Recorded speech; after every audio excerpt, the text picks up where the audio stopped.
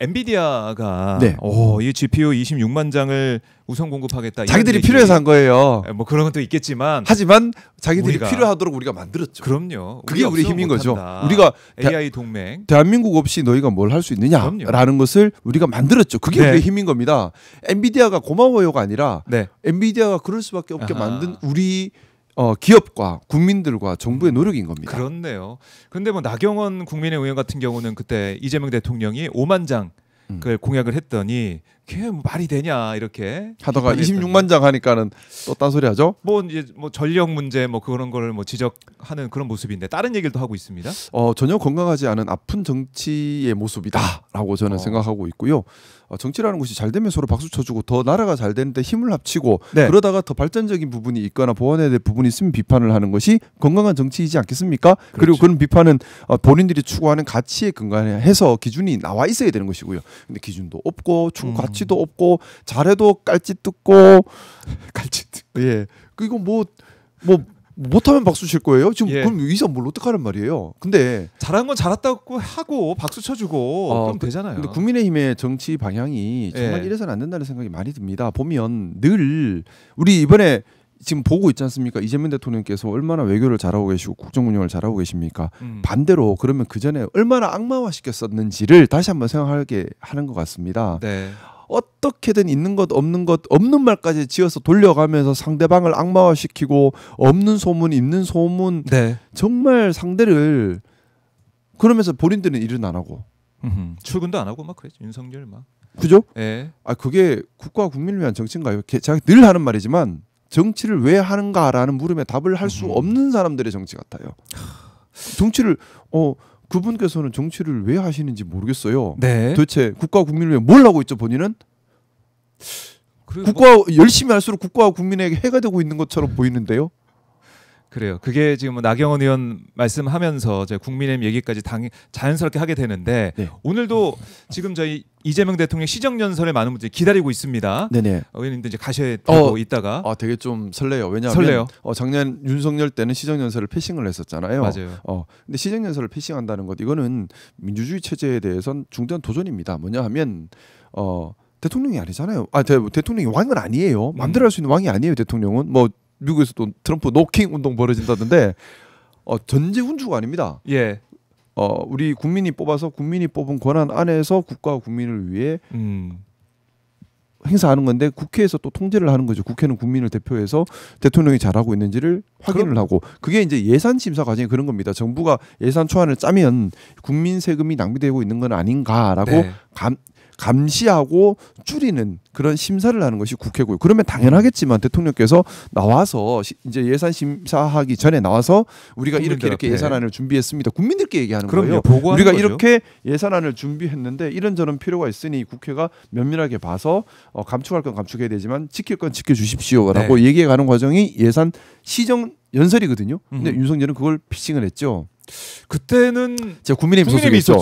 그래서 국민의힘 소속으로 국민의힘에서는 그걸 상당히 정당화시키는 얘기를 계속 했어요. 어떤 정당화시키는 얘기를 했냐면 민주당이 독주해서 이걸 뭐 엉망으로 하고 있다. 그러니 윤석열 대통령이 그렇게 하는 건 당연한 저항권의 표시다.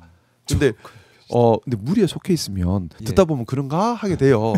그런가 하게 되는데 무리 밖에 나오니까 그거 아니네라는 게 좀 더 정확하게 보이는데 그때와 비견되면서 대한민국이 이제 드디어 정상국가가 되어가고 있구나라는 안도감이 듭니다. 사실은 국민의힘에 있을 때도 사실 그건 저는 좀 많이 잘못됐다는 생각을 하고 있었어요. 왜냐하면 경우에 따라 뭐 야당이 정부 예산안에 발목을 잡고 못하게 막을 수 있겠죠. 그러면 그럴수록 대통령께서는 더 나와서 우리가 이런 준비를 했는데 꼭 좀 통과시켜 주십시오라고 얘기를 더 해야 되는 것이고 그럼에도 불구하고 야당이 발목 잡아서 뜻대로 되지 않는다면 국민들이 보고 계시지 않습니까? 그러면 그 정치적 책임으로 선거에서 심판을 하는 겁니다. 그게 민주주의 체제가 돌아가는 거거든요. 근데 발목을 잡는다고 해서 안 가. 이거는 유치원생도 아니고요. 그거는 국민들에 대한 예의가 아니죠. 그래서 사실 윤석열이 그 시정연설을 하지 않을 때 국민의힘 소속이었지만 정말 잘못되었다, 반민주적이다는 생각을 했었는데 그리고 정상국가가 아닌 거죠 그 자체가. 그럼요. 대통령의 역할. 정무적으로도 불리해요. 그렇죠.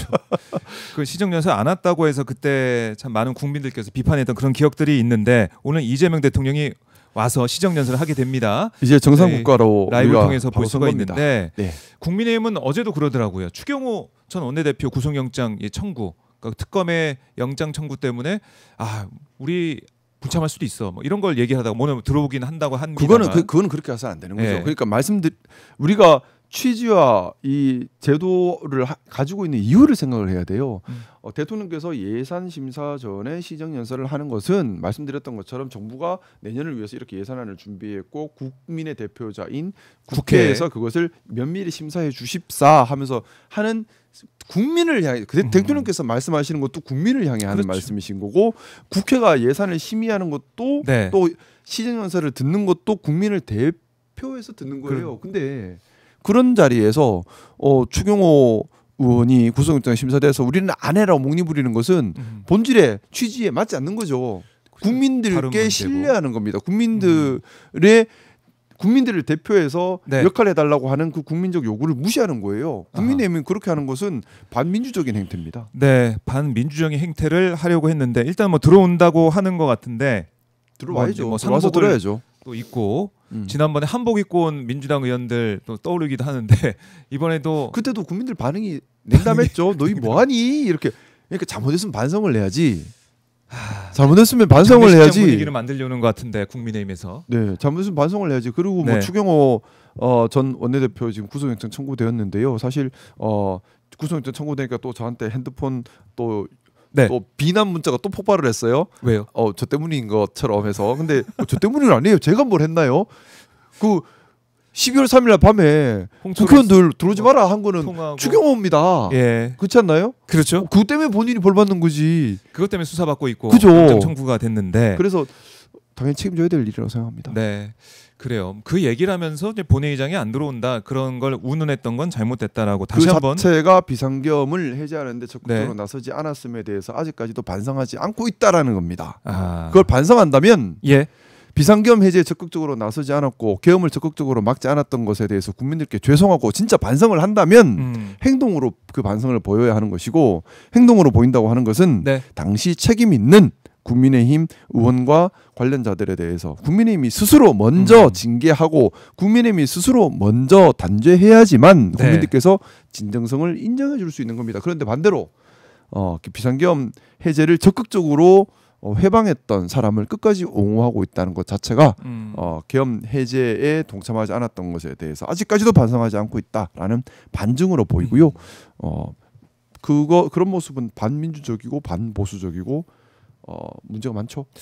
이번에 장동혁 대표 에이펙 송우석 원내대표 마찬가지고 에이펙 만찬에 안 갔죠? 행사장에 안 갔죠? 못 본 것 같습니다. 그러니까요. 안 가고 추경호 전 원내대표 조사받고 나오는 거의 하루 꼬박 특검에 있다가 나왔는데 그걸 이제 마중 나갔더라고요. 여전히 국민의힘은 비상겸에 갇혀 있는 겁니다. 내란에 갇혀 있는 겁니다. 내란에 아직까지 그러니까 국민의힘이 국민들께 우리가 정상적인 정당입니다는 얘기를 하려면 12월 3일 잘못된 반헌법적 쿠데타에 대해서 분명히 선을 긋고 단죄를 하고 책임을 져야지 됩니다. 그래야지만 정상 정당이 될 수가 있거든요. 근데 끝까지 거기에 매달려서 12월 3일의 시기가 멈춰져 있는 거예요. 그러니 정상 정당이 아닌 거지요. 여전히 그러니 자꾸 내란 무슨 당 이런 소리 듣는 거지. 그 추경호 전 원내대표의 영장 발부 여부에 따라서 또 내란 정당 해산해야 된다 이런 목소리가 더 커질 것 같다는 생각도 들고 저는 근데 그렇게 생각합니다. 법으로 해산하는 것보다는 국민들의 심판으로 실질적으로 정치적 생명을 다하게 하는 것이 더 본질적이다라는 생각을 합니다. 그것이 아니라 좀 결국에는 주권자 국민의힘입니다. 그리고 우리가 늘 간과해서는 안 되는 것이 지난 대선 때 우리가 확인을 했습니다. 내란을 일으키고 쿠데타를 일으켰음에도 불구하고 국민의힘의 내란 옹호하듯 발언한 후보가 상당한 득표를 했습니다. 그렇죠. 우리 국민들께서 좀 더 현명하게, 좀 더 정확한 기준으로 민주주의에 대한 정확한 기준을 세우시고 이 부분을 정치적으로 정치적 단죄가 중요하다고 생각합니다. 정치적 단죄를 해야지만 대한민국의 혼란 없이 대한민국이 더 크게 발전할 수 있다고 생각합니다. 네.